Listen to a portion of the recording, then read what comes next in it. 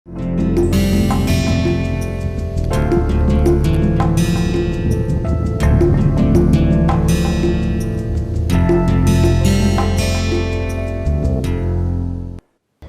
अगला टर्म है वांट्स और डिज़ायर, जिसे हम इच्छाएं कहते हैं।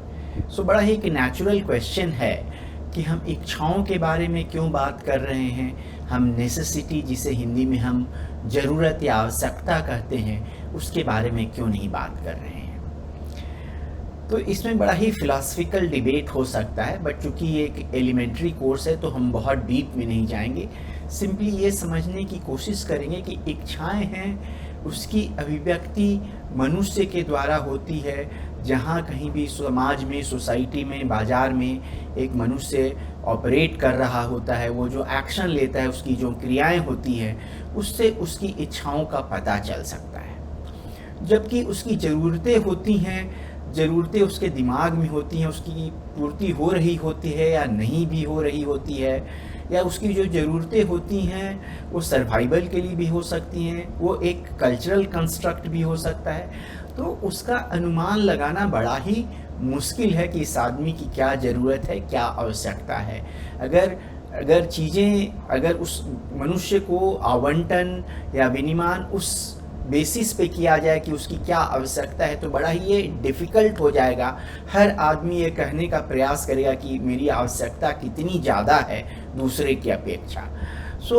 ऐसा सिस्टम बना हुआ है हमारे यहाँ। एक हम आगे बात करेंगे सेंट्रली प्लान्ड इकोनॉमी में, वहाँ लोगों को ज़रूरत के मुताबिक पारिश्रमिक दिया जाता था, तो उसमें बड़ा ही प्रॉब्लम शुरू हो गया। यहाँ इस इकोनॉमिक्स में हम लोग एक इकोनॉमिक्स की पढ़ाई कर रहे हैं जिसे हम लोग न्यू क्लासिकल इकोनॉमिक्स कहते हैं। इसके बारे में अगेन हम लोग थोड़ा बाद में प्रयास करेंगे इसको थोड़ा और जानने का। इस सिस्टम में इच्छाओं का ज़्यादा इम्पोर्टेंस दिया गया है आवश्यकता की जगह से, और हम सिर्फ ये सिंपली समझेंगे क्योंकि इसको हम अच्छी तरह से समझ सकते हैं। मनुष्य के एक्शन के द्वारा हम ये मतलब निकाल सकते हैं कि उसकी क्या इच्छा थी, इस वजह से इसको हम लोग ज़्यादा एम्फेसाइज करेंगे। हमारे यहाँ हम इकोनॉमिक्स का मूल में, जो हम इकोनॉमिक्स की पढ़ाई कर रहे हैं, उसके मूल में अनंत इच्छाओं या असीमित इच्छाओं का होना बहुत ही ज़रूरी है। अदरवाइज़ जिस तरीके से हम इकोनॉमिक्स की पढ़ाई कर रहे हैं उस तरीके से हम नहीं करते। इच्छाएं अनंत हैं, असीमित हैं, बट जो संसाधन हैं वो सीमित मात्रा में उपलब्ध हैं। और हर मनुष्य जो है इस प्रॉब्लम को फेस करता है, इससे जूझता है, स्कार्सिटी ऑफ रिसोर्सेज से। अगर आप बहुत ही अमीर क्यों ना हो, आप बिल गेट्स क्यों ना हो जो कि दुनिया के सबसे रिचेस्ट पर्सन है, या मुकेश अंबानी जो कि इंडिया के सबसे रिचेस्ट पर्सन है, उन्हें भी ये स्कार्सिटी ऑफ रिसोर्सेज फेस करना पड़ता है। Let's take an example. एक उदाहरण के द्वारा हम लोग समझें कि अमीर व्यक्ति को भी कैसे स्कार्सिटी ऑफ रिसोर्सेज फेस करना पड़ता है। तो कहिए कि मुकेश अंबानी चाहते हैं कि वो कुछ एंटरटेनमेंट के लिए उनका मन है कुछ, बट उनके पास प्रॉब्लम हो सकता है कि उनके पास समय नहीं है। हो सकता है कि पैसे की स्कार्सिटी ना हो सकता है उन्हें समय की स्कार्सिटी हो। अगर उन्हें मूवी देखने का मन है तो उनको चुनाव करने की ज़रूरत है, कौन सी मूवी देखें। वो सारी मूवी नहीं देख सकते हैं क्योंकि उनके पास स्कार्सिटी का टाइम है। इंडिया एज ए कंट्री हो सकता है कुछ लिथियम बैटरी, हम चाहते हैं कि पॉल्यूशन के इस एज में पॉल्यूशन कम करें किसी तरीके से, और उसके लिए हमें बैटरी की ज़रूरत है। तो हो सकता है देश को लिथियम, जो एक मिनरल है, खनिज है, जो बैटरी बनाने के काम में आएगा, उसकी कमी है, किल्लत है।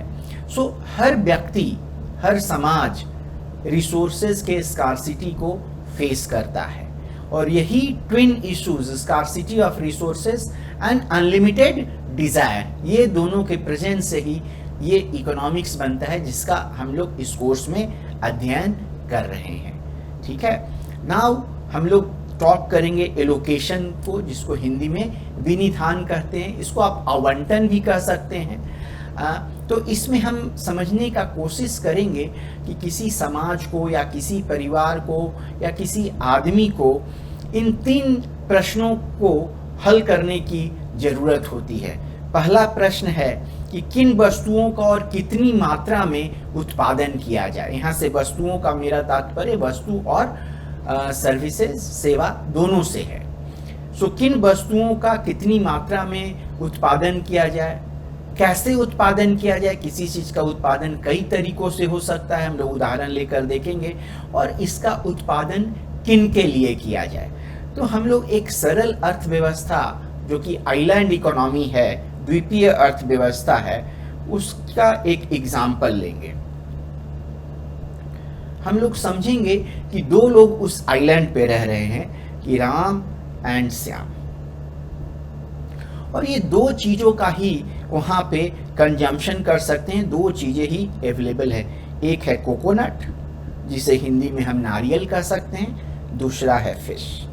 और दोनों राम और श्याम के पास लेट से कि 8 घंटे ही अवेलेबल हैं, बाकी उन्हें सोने के लिए समय चाहिए, कुछ और करने के लिए समय चाहिए। हम एक उदाहरण स्वरूप इस 8 घंटे को 24 घंटे भी बना सकते हैं, किसी के पास 24 घंटे से ज़्यादा हो नहीं सकता है, तो एक जस्ट नंबर है उदाहरण के लिए। अब किन वस्तुओं का और कितनी मात्रा में उत्पादन किया जाए, तो वो कोकोनट का उत्पादन करें या फिश का उत्पादन करें, है ना। तो ये क्वेश्चन उन्हें सॉल्व करने की ज़रूरत है, दोनों का कितना कितना उत्पादन करें। ऑफ कोर्स कई तरीके हो सकते हैं उत्पादन करने के लिए, हाथ से मछली पकड़ें या कोकोनट के पत्तों से वो जाल तरीके का कुछ बना लें और उससे मछली पकड़ें। तो कैसे उत्पादन करें ये भी हो सकता है, और किन के लिए उत्पादन करें। वो जो कोकोनट और फिश जो कलेक्ट ये लोग कर रहे हैं, वो राम के लिए है या श्याम के लिए है, या कितना राम के लिए है और कितना श्याम के लिए है। इन क्वेश्चंस को हम लोग एलोकेशन में अध्ययन करते हैं, और ये एक बड़ा ही फंडामेंटल सा क्वेश्चन है कि किसी भी इकोनॉमी में एलोकेशन कैसे हो। और इस एलोकेशन कैसे हो उसमें हम लोग कहते हैं कि आर्थिक क्रियाकलापों का आयोजन कैसे होगा। तो हम बेसिकली दो मुख्य तरीका है इन 3 क्वेश्चनों को आंसर करने का। एक पहले को हम लोग बाजार अर्थव्यवस्था कहेंगे, जिसको इंग्लिश में हम लोग मार्केट इकोनॉमी कह सकते हैं। दूसरा है केंद्रीय योजनाबद्ध अर्थव्यवस्था, जिसे सेंट्रली प्लान्ड इकोनॉमी कह सकते हैं। और तीसरा है मिश्रित अर्थव्यवस्था, जिसे मिक्स्ड इकोनॉमी कहते हैं। तो आइए समझें इन तीनों में क्या अंतर है। हमारे 3 क्वेश्चन थे, क्या प्रोड्यूस करें, किसके लिए प्रोड्यूस करें, कितनी मात्रा में प्रोड्यूस करें और कैसे प्रोड्यूस करें, है ना। ये हमारे क्वेश्चन थे। सो मार्केट इकोनॉमी में, बाजार अर्थव्यवस्था में, इन क्वेश्चंस का आंसर बाजार में दिया जाता है। जैसे एक उदाहरण स्वरूप लें कि देहरादून में एक किसान बासमती राइस का उत्पादन कर रहा है। कोई उसे नहीं बताता है कि वो अपने राइस को कहाँ उत्पादन करके भेजे, बॉम्बे भेजे, चेन्नई भेजे, दिल्ली भेजे या देहरादून में ही बेचे, है ना। तो वो बाजार में उसे पैसा जहाँ ज़्यादा मिलता है वहाँ अपने उत्पाद को भेजता है और वहाँ के लोग उसको कंज्यूम करते हैं। तो इन मार्केट इकोनॉमी जो हमारे मूल क्वेश्चन थे, उसका आंसर मार्केट में मार्केट फोर्सेस के द्वारा दिया जाता है। जहाँ से डिमांड ज़्यादा होगा वहाँ पैसा मूल्य ज़्यादा मिलेगा। ये हम बाद के लेक्चर्स में इन चीज़ों को देखेंगे। केंद्रीय योजनाबद्ध अर्थव्यवस्था में एक सेंट्रल प्लानिंग एजेंसी होती है। हमारे यहाँ एक योजना आयोग था, उस तरह की एक एजेंसी होती है।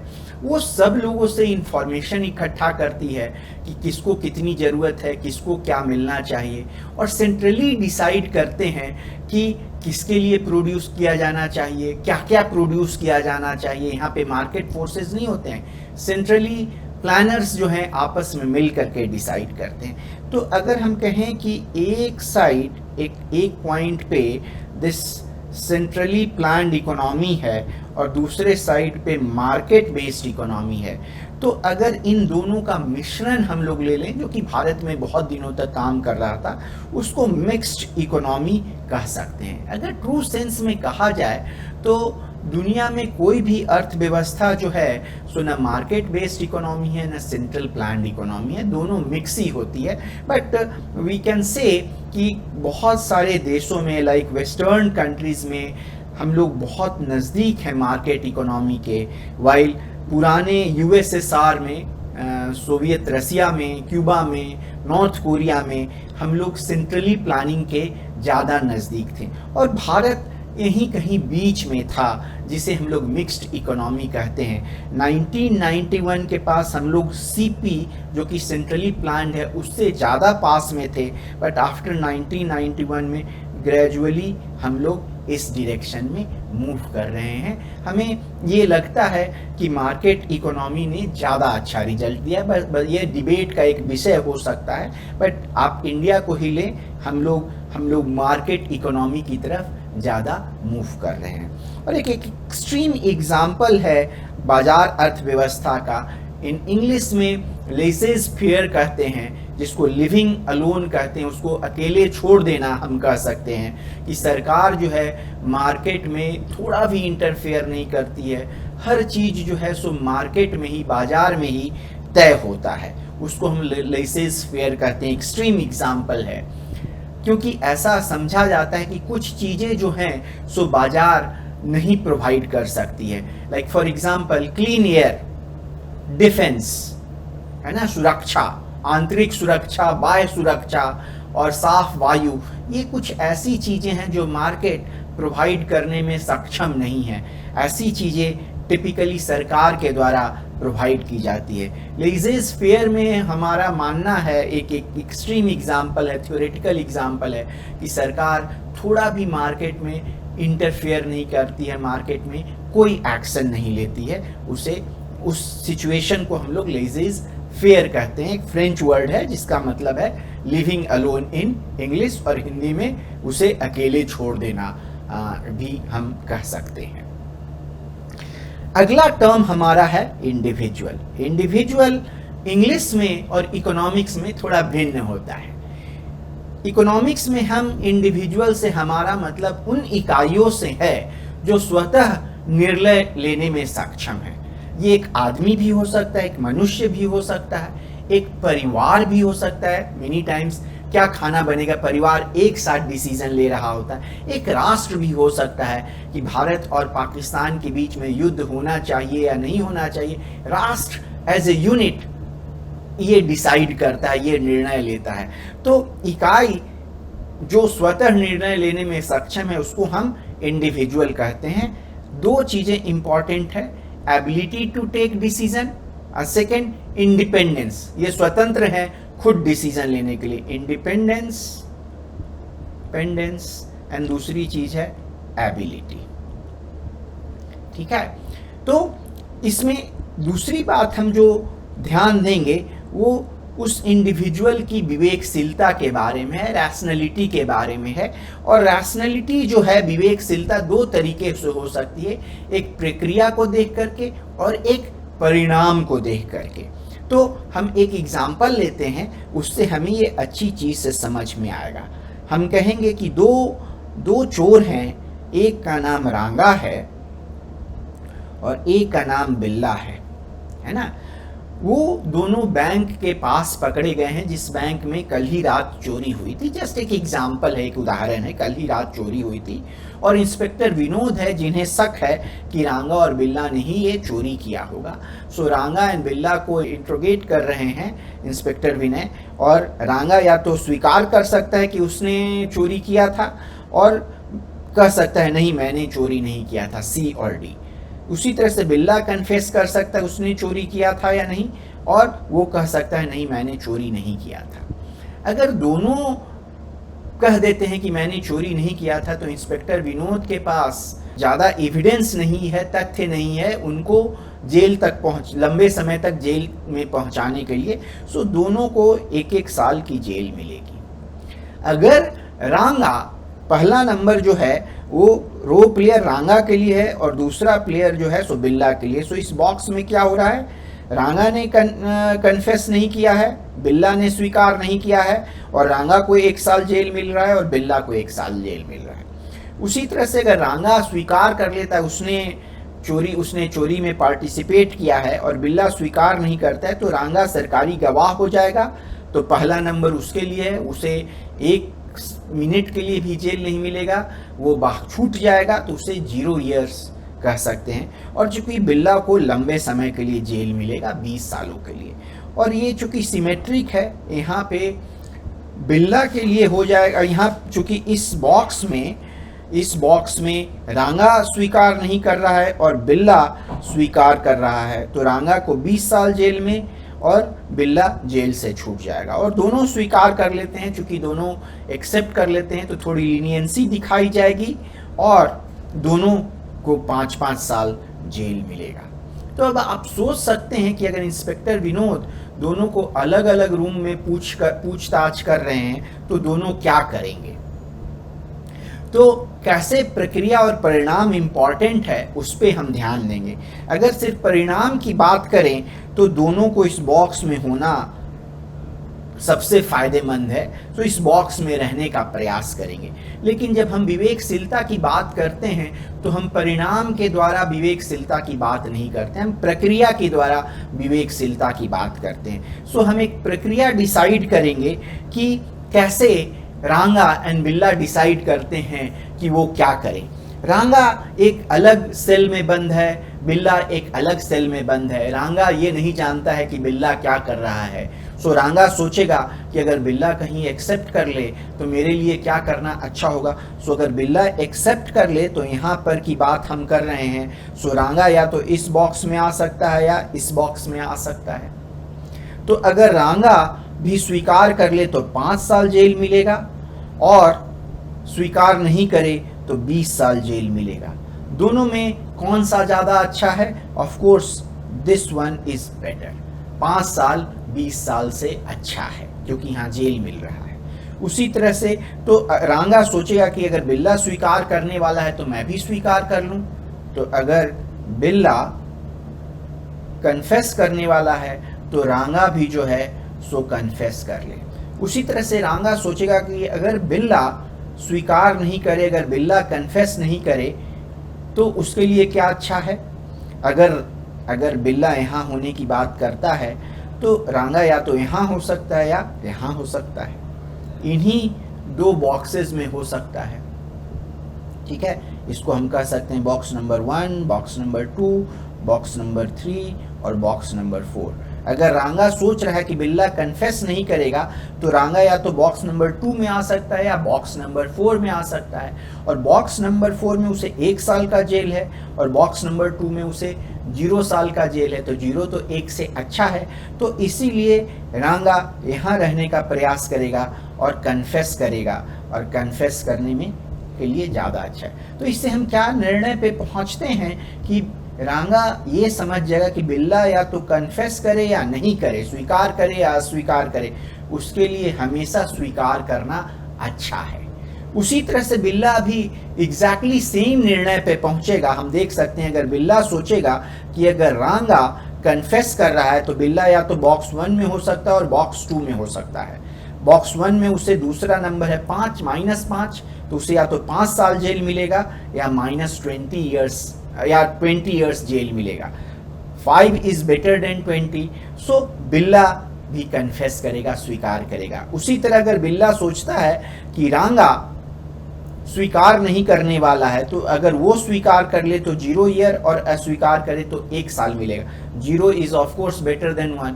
सो बिल्ला भी समझेगा कि रांगा या तो स्वीकार करे या अस्वीकार करे, उसके लिए स्वीकार करना बेटर है। तो इससे हम इस निर्णय पे पहुंचते हैं कि रांगा भी स्वीकार कर लेगा और बिल्ला भी स्वीकार कर लेगा। और इससे यहाँ प्रक्रिया में विवेकशीलता की बात हो रही है और इस प्रक्रिया के द्वारा दोनों को 5 साल जेल मिलेगा। ध्यान रहे कि अगर दोनों अस्वीकार करते तो दोनों को 1-1 साल जेल होता और वो सिचुएशन ज़्यादा अच्छा होता है इनके लिए, बट ये ऐसा नहीं कर पाते हैं और दोनों 5-5 साल के लिए जेल में जाएंगे इस एग्जाम्पल में, इस प्रक्रिया के द्वारा। बट हम ये कहेंगे कि ये प्रक्रिया विवेकशील है क्योंकि उन्होंने एक प्रोसेस को फॉलो किया है अपने फ़ायदे को ध्यान में रखते हुए। तो हम एज्यूम करते हैं कि जो भी इंडिविजुअल हैं उनमें इस प्रक्रिया रिलेटेड विवेकशीलता है। एक और चीज़ हम बात करेंगे कि हमारे जो भी इंडिविजुअल्स हैं उनमें स्वार्थ है, वो अपने इंटरेस्ट के बारे में सोचते हैं। वो ये नहीं, रांगा ये नहीं सोचेगा कि बिल्ला को क्या होगा, है ना, और बिल्ला ये नहीं सोचेगा कि रांगा का क्या होगा। दोनों अपने अपने फ़ायदे के लिए काम करते हैं। आप ये कह सकते हैं कि हम गलत चीज़ इकोनॉमिक्स में पढ़ा रहे हैं, स्वार्थी होना, बट ये नहीं है। हमने ये देखा गया है कि लार्ज तौर पे लोग सेल्फ इंटरेस्टेड रहते हैं। सो ये सेल्फ इंटरेस्टेड एजम्पशन बड़े काम का है और हमें सही एनालिसिस की तरफ मोड़ता है। इसी वजह से हम लोग एज्यूम करेंगे कि जितने भी इंडिविजुअल्स हैं उनमें सेल्फ इंटरेस्ट है, उनमें स्वार्थ है।